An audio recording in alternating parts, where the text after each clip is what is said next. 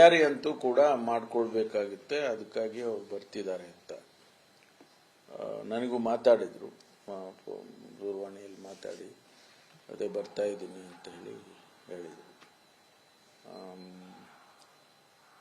ಬಹಳ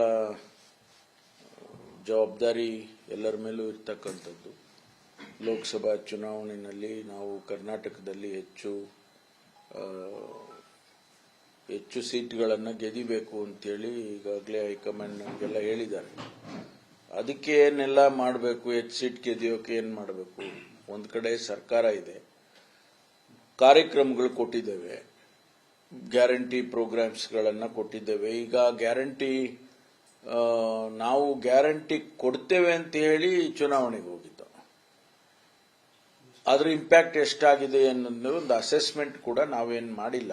ಸುಮ್ಮನೆ ನಾವು ಹೇಳ್ಕೊಂತೀವಿ ಗ್ಯಾರಂಟಿಯಿಂದ ನಾವು ಬಂದಿದ್ದೇವೆ ಅಧಿಕಾರಕ್ಕೆ ಅಂತಾನೂ ಹೇಳ್ತೀವಿ ಅನೇಕ ಸಂದರ್ಭದಲ್ಲಿ. ಆದರೆ ಗ್ಯಾರಂಟಿ ಇಂಪ್ಯಾಕ್ಟ್ ಎಷ್ಟಾಯ್ತು ಚುನಾವಣೆಗೆ ಮೊದಲು ಅಂತ ಹೇಳಿ ಗೊತ್ತಿಲ್ಲ.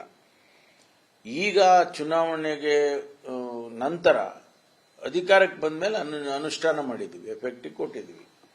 ಸಾವಿರಾರು ಕೋಟಿ ಈಗಾಗಲೇ ಜನಗಳಿಗೆ ತಲುಪಿದೆ. 5 ಪ್ರೋಗ್ರಾಮ್ಸ್ ಅಲ್ಲಿ ಈಗಾಗಲೇ ಹಣ ಕೊಡ್ತಾ ಇದ್ದೀವಿ. ನ್ಯಾಚುರಲಿ ಜನಗಳಿಗೆ ಸರ್ಕಾರ ನಮಗೆ ಇದನ್ನೆಲ್ಲ ಮಾಡ್ತಾ ಇದೆ ಅಂತ ಹೇಳಿ ಆ ಬಡವರಿಗೇನು ತಲುಪ್ತಾ ಇದೆ, ಸಾರ್ವಜನಿಕರಿಗೇನು ತಲುಪ್ತಾ ಇದೆ, ಅದರಿಂದ ಸ್ವಾಭಾವಿಕವಾಗಿ ಒಂದಿಷ್ಟು ಇಂಪ್ಯಾಕ್ಟ್ ಆಗೇ ಆಗ್ತದೆ. ಅದನ್ನು ಕೂಡ ನಾವು ಚರ್ಚೆ ಮಾಡಿ ಚುನಾವಣೆಗೆ ಅದನ್ನು ನಾವು ಚುನಾವಣೆ ದೃಷ್ಟಿಯಿಂದ ನಾವು ಅದನ್ನು ನೋಡಲೇಬೇಕಾಗ್ತದೆ. ಒಂದು, ಅವರ ಆರ್ಥಿಕ ಮಟ್ಟ ಹೆಚ್ಚಿಸಬೇಕು. ಪ್ರತಿ ಮನೆಗೂ ಕೂಡ ತಿಂಗಳಿಗೆ 5,000 ರೂಪಾಯಿ ಸಿಕ್ಕುತ್ತೆ. ಅದು ಪೇಟೆನಲ್ಲಿರೋರಿಗೆ, ಬೆಂಗಳೂರು ಅಥವಾ ಪಟ್ಟಣ ಪ್ರದೇಶದಲ್ಲಿರೋರಿಗೆ ಅದು ಬಹಳ ಕಡಿಮೆ ಹಣ ಅಂತ ಅನ್ನಿಸ್ಬೋದು. ಗ್ರಾಮೀಣ ಭಾಗದಲ್ಲಿರೋ ಒಬ್ಬ ಹೆಣ್ಮಗಳಿಗೆ, ಕೂಲಿ ಮಾಡುವ ಹೆಣ್ಮಗಳಿಗೆ 5,000 ರೂಪಾಯಿ ಇಸ್ ಎ ಬಿಗ್ ಅಮೌಂಟ್. ಅದರ ಇಂಪ್ಯಾಕ್ಟು ನಮಗೆ ಆಗ್ಬಹುದು ಅಂತ ನಾವು ಊಹೆ ಮಾಡ್ತೀವಿ.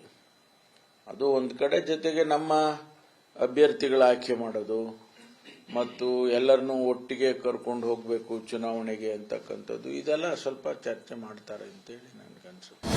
ಅನುಕ್ಷಣದ ಸುದ್ದಿಗಳಿಗಾಗಿ ವಿಸ್ತಾರ ನ್ಯೂಸ್ ಯೂಟ್ಯೂಬ್ ಚಾನೆಲ್ ಸಬ್ಸ್ಕ್ರೈಬ್ ಮಾಡಿ. ಹೊಸ ಸುದ್ದಿಗಳ ನೋಟಿಫಿಕೇಶನ್ಗಾಗಿ ಬೆಲ್ ಐಕಾನ್ ಕ್ಲಿಕ್ ಮಾಡಿ. ಲೇಟೆಸ್ಟ್ ಅಪ್ಡೇಟ್ಸ್ಗಾಗಿ www.vistaranews.com ವೆಬ್ಸೈಟ್ಗೆ ವಿಸಿಟ್ ಮಾಡಿ.